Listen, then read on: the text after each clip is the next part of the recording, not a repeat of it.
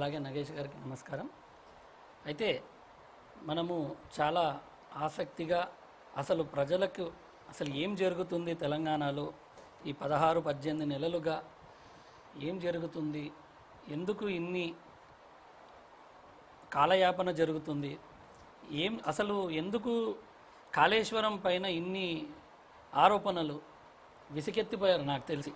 అయితే నాకు తెలిసి ఇది కాలం అన్నిటికీ సమాధానం చెబుతుంది అనే మాటకి ఇప్పుడు జరుగుతున్న పరిణామాలు కరెక్ట్ అని నాకు అనిపిస్తుంది. ఈటల రాజేందర్ గారు మాట్లాడుతూ ఉన్నది ఉన్నట్టుగా ఎక్కడ కూడా ఏ ఉద్దేశం లేకుండా జరిగినది మాత్రమే ఆయన నిర్మోహమాటంగా చెప్పారని మేము భావిస్తున్నాము.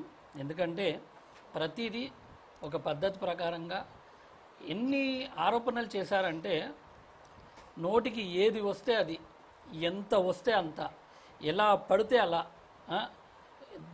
కాళేశ్వరం ప్రాజెక్టు పైన దాని యొక్క ఉపయోగాల కన్నా దాని మీద విష ప్రచారం ఎక్కువ జరిగింది. మరి అది ఎందుకు జరిగింది? తెలంగాణ ప్రజల మీద మరి అలా ఆరోపణ చేస్తున్న వారికి ప్రేమ లేదా, రాష్ట్రం మీద ప్రేమ లేదా? మరి అది వాళ్ళ విజ్ఞతకే వదిలేస్తున్నాను. దానివల్ల ఉపయోగం ఏం జరుగుతుంది, మనం దాన్ని ఎన్ని లాభాలుగా మనం వాడుకోవచ్చు, ప్రజలకి నీటి కష్టం అనేదే లేకుండా చేయాలనే ఉద్దేశమే కాళేశ్వరం ప్రాజెక్టు. ఎంతసేపు వ్యక్తిగత విమర్శలు, దుమ్మెత్తిపోయడాలు, అది దేనికి పనికిరాదని, 1,00,000 కోట్లు మునిగిపోయినాయని, ఒక్క పిల్లర్ కుంగినందుకు 1,00,000 కోట్లు ఎలా అనేస్తారో అది అర్థం కాదండి. అదే ఈటల రాజేందర్ గారు కూడా నిర్మోహమాటంగా అప్పుడు ఏం జరిగిందో అది మాత్రమే క్లారిటీగా చెప్పారు. అవును, ఏ నిర్ణయం తీసుకున్నా క్యాబినెట్లో పెట్టే నిర్ణయం తీసుకున్నారు. ఏ రకంగా ఇప్పుడు ఇంకొకటి కూడా మనం గమనించాలి. ఆర్థికంగా ఆరోపణలు ఏవైతే ఇందులో అవినీతి జరిగిందని అంటున్నారో దానికి కూడా చాలా క్లారిటీగా ఆయన చెప్పడం జరిగింది. దీనికంటూ ఒక కమిటీ ఉంది, వాళ్ళు ప్రతిదీ గమనించి చూసి వాళ్ళు ఇది కరెక్టా, ఈ మెటీరియల్ కరెక్ట్ ఉందా, ఇక్కడ అవసరమా, ఇక్కడ ఈ ఖర్చు అవసరమా అంటే అంత క్షుణ్ణంగా పరిశీలించి అనుమతులు తీసుకున్న తర్వాతనే ప్రతిదీ అందులో పని అనేది జరిగింది. ఆయన చాలా వివరంగా చాలా బాగా చెప్పారు. మా ఉద్దేశం అయితే అంటే జరిగినట్టే చెప్పారు ఆయన. అయితే ఈ కాళేశ్వరం ప్రాజెక్ట్ అనేది కేవలం ఒక్క పిల్లర్ కాదు, కుంగిన 2 పిల్లర్లు కాదు, 3 బ్యారేజులు, 15 రిజర్వాయర్లు, 19 సబ్స్టేషన్లు, 21 పంప్ హౌజులు, 203 కిలోమీటర్ల సొరంగాలు, 1531 కిలోమీటర్ల గ్రావిటీ కెనాల్స్, 98 కిలోమీటర్ల ఫ్రేజర్ మెయిన్స్, 141 టీఎంసీల స్టోరేజ్ కెపాసిటీ, 530 మీటర్ల ఎత్తుకు లిఫ్ట్, 240 టీఎంసీల నీటి వినియోగం. ఇది కాళేశ్వరం ప్రాజెక్టు. కానీ ఒక్క పిల్లర్ కుంగగానే ఎందుకంటే అంతగనము 1,00,000 కోట్లు పోయాయి, 1,00,000 కోట్లు పోయాయి అని చెప్పని ఆరోపణలు చేసి మరి ప్రభుత్వం ఏర్పాటు చేసుకున్న కాంగ్రెస్ నాయకులు దాని యొక్క ఉపయోగము ప్రజలకి ఎంతగా ఉందనేది ఎందుకు చెప్పడం లేదు? అదే మా కేసీఆర్ కూడా ఎన్నోసార్లు చెప్పడం జరిగింది. మా కేసీఆర్ గారు కూడా నిజం గడప దాటక ముందే అబద్ధం ఊరంతా తిరిగి రావడం జరిగిందని ఇది 100ల సార్లు మేము గుర్తు చేసుకుంటున్నాం. ఎందుకంటే జరుగుతున్న పరిణామాలు అలాంటివి.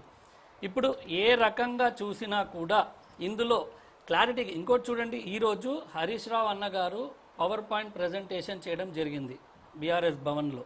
ఎంత అద్భుతంగా, నాకు తెలిసి అంత క్లారిటీగా, అంత క్షుణ్ణంగా, మరి అంత వివరంగా చెప్పడం జరిగింది. అయినా కూడా మరి ఇంకా ఎందుకో కొంతమందికి దాని ఉపయోగాలు అర్థం అవ్వడం లేదా, మరి ఇంకా ఎందుకు దుమ్మెత్తిపోస్తున్నారో అది వాళ్ళ విజ్ఞతకే వదిలేస్తున్నారు. సముద్రాలు గారు, ఇప్పుడు ఒక చిన్న విషయం, మంత్రిమండలి మొత్తం తీసుకున్న సమిష్టి నిర్ణయం అని ఈటల రాజేందర్ అన్నారు. ఓకే, ఒక ప్రాంతీయ పార్టీలో నాయకుడు తీసుకున్న నిర్ణయాలే ఫాలోయర్స్ తీసుకున్న నిర్ణయాలుగా మారిపోతాయి, కానీ వ్యతిరేకించే వాళ్ళు ఎవరైనా ఉంటారండి? అంటే ఉంటారా?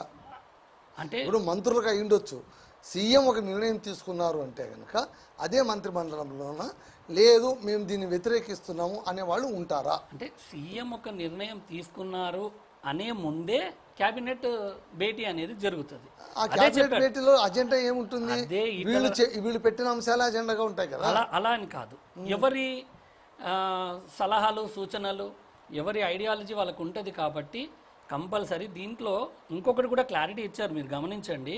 ఇదే ఈటల రాజేందర్ గారు ఒకటి సబ్ కమిటీ, కాళేశ్వరం ప్రాజెక్ట్ సంబంధించిన సబ్ కమిటీ, టెక్నికల్ కమిటీ, ఇంకోటి ఏమంటారండి అది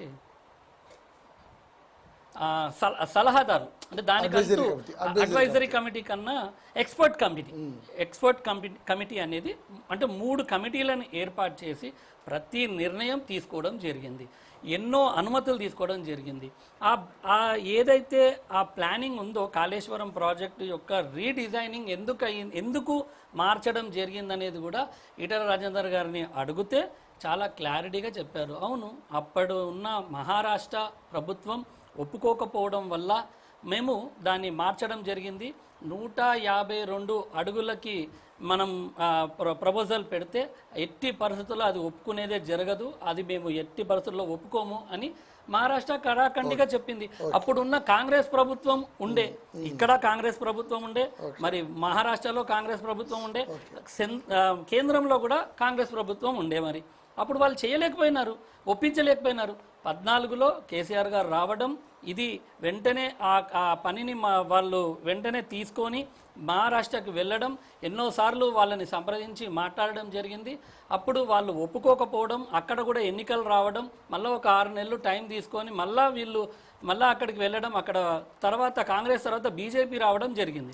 బీజేపీ వచ్చినాక కూడా అక్కడికి వెళ్ళి ఇక్కడ ఉన్న సమస్యలు, ఇక్కడ ఉన్న పరిస్థితి, ఇక్కడ రైతుల ఘోష, ఇక్కడ నీరు ఎట్లాంటి పరిస్థితిలో ఉంది, తెలంగాణ భౌగోళికంగా ఎలా ఉంది, మరి నీరు అందకపోతే ఇక్కడ అంతా ఎడారులుగా మారుతున్నాయి, బీడు భూములు అయిపోతున్నాయి అనే ఉద్దేశంతో అక్కడికి వెళ్ళి వాళ్ళ అనుమతులు తీసుకోవడానికి ప్రయత్నం చేస్తే అక్కడ ఒప్పుకోకపోవడం వల్ల డిజైనింగ్ అనేది మార్చడం జరిగింది.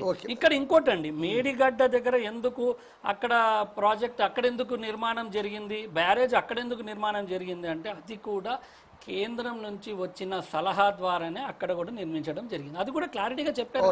ఓకే నగేష్ గారు, సార్ చెప్పండి సార్. ఇప్పుడు కమిషన్ ఏర్పాటైంది.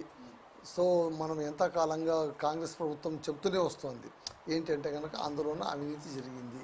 ఆ తర్వాత అక్కడ అసలు ఒక పిల్లర్ కుంగిపోవడం అనేది కూడా కాంగ్రెస్ విజయానికి ఉన్న అనేక కారణాలు అదొకటి కూడా చెప్పాలి. ఎందుకంటే ప్రజలు కూడా అరే నిజమే కదా, కుంగిపోయింది కదా అని అనుకోవడంతో పాటు మళ్ళీ చూడండి, మళ్ళీ ఇంత అవినీతి జరిగింది, మళ్ళీ దీన్ని కట్టింది ఎవరు అది అని చెప్పి వచ్చేసారు. ఓకే, కాకపోతే ఇప్పుడు మంత్రిమండలి సమగ్రంగా తీసుకున్న నిర్ణయమే కానీ కేసీఆర్ సొంతంగా తీసుకున్న నిర్ణయం కాదు. ఎట్లా మీరు బాధ్యుల్ని చేస్తారని ఈటల రాజేందర్, బీజేపీలో చేరినటువంటి ఈటల రాజేందర్ అన్నప్పుడు ఇప్పుడు మీరు దీన్ని ఎలా చూస్తారు? ఈ విచారణలో ఈటల రాజేందర్ పాల్గొనడం, ఆయన అలా మాట్లాడడం, ఆయన 19 ప్రశ్నలు సంధిస్తే అన్నిటికీ కూల్గా మాట్లాడడం, ఇలా మాట్లాడడానికి ముందే ఈటల రాజేందర్ హరీష్ రావు గారి భేటీ, దీన్ని మీరు ఎలా చూస్తారు? గుడ్ ఈవినింగ్ అండి 24/7 వ్యూవర్స్కి. 24/7 ఇలాంటి డిబేట్లు తీసుకోవడం కొత్త కాదు, ఇది కొంచెం ఇన్నోవేటివ్గానే తీసుకుంటారు మీరు. బట్ సబ్జెక్ట్ రియాలిటీ మాట్లాడదాము. రియాలిటీ ఏంటంటే ఈటల రాజేంద్ర ఈ రోజు వచ్చి నేను చేసింది కాదు, అది క్యాబినెట్ మినిస్టర్లో కేసీఆర్ గారు డిసైడ్ చేసింది అంటే అసలు ఈటల రాజేంద్ర గారు ఇప్పుడు హరికథ చెప్తున్నాడు. అప్పుడు చెప్పింది ఏంది, అద్భుతం అమోఘం అని విలేజ్ అసెంబ్లీలో చెప్పింది. బ్రెయిన్ చైల్డ్, మా సెల్ఫ్ ఇంట్రెస్ట్తో మేము అద్భుతమైన ప్రాజెక్ట్ కడుతున్నాము, దేశానికి ఎగ్జాంపులరీ అని చెప్పారు అప్పుడు అసెంబ్లీలో వేదికగా. సిగ్గు శరం లజ్జ ఏమైనా ఉందా? 1,47,000 కోట్ల ప్రాజెక్ట్లో ఒక బ్యారిగేట్ ఒక బ్రిడ్జ్ కూలింది, అట్లా కూలుతుంది? ఒక అంచు ఇటుకే ఊడినా తప్పు మీదే. ఎంత హానెస్ట్గా కట్టాలి, అది కడుతుంది ఎవరి కోసం అండి? రాబోయే తరాని కోసం, అద్భుతమైన నవనిర్మాణ తెలంగాణ కోసం, పోరాడి సాధించుకున్న తెలంగాణ కోసం. మీ హానెస్టీ, మీ మైండ్ సెట్ ఎటుపోయింది? ఎటుంది? కాళేశ్వరం రూపంలో దోచుకోవడంలోనే బిజీ ఉన్నారా? ఇంకోటి ఇక్కడ మీరు అబ్జర్వేషన్ చేస్తే Ghosh committee is a judicial commission, ఒక ఇండిపెండెంట్గా పనిచేసుకుంటూ వెళ్ళిపోతుంది. అందులో హరీష్ రావు గారు కావచ్చు, ఈటల రాజేంద్ర గారు కావచ్చు, కేసీఆర్ గారు కావచ్చు, 33 మెంబర్స్ చీఫ్ ఎగ్జిక్యూటివ్ ఎవరైతే పనిచేశారో, డిజైనర్, ఎవ్రీబడి ఈజ్ దేర్. వీళ్ళకి ఇంటెన్షన్గా ఒక్కరికి చేసింది